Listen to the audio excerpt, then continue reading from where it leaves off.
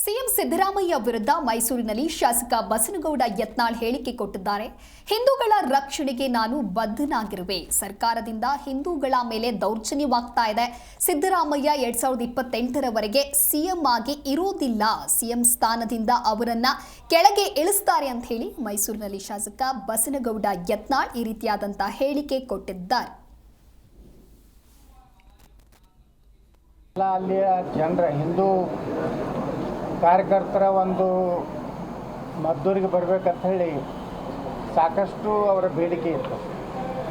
ಮತ್ತು BJP ನಾಯಕರು ಅಲ್ಲಿ ಹೋದಾಗ ಅವ್ರ ಭಾಷಣ ಕೇಳದೆ ಯತ್ನಾಳ ಬರಬೇಕು ಅನ್ನೋಂಥ ಒಂದು ತಮ್ಮ ಹೃದಯ ಅಂತರದಿಂದ ಇವತ್ತು ಅಲ್ಲಿಯ ಜನ ಹಿಂದೂ ಸಮಾಜ ನನ್ನನ್ನು ಕರೆದಿತ್ತು. ನಾನು ನಿನ್ನೆ ಹೋಗಿದ್ದೆ.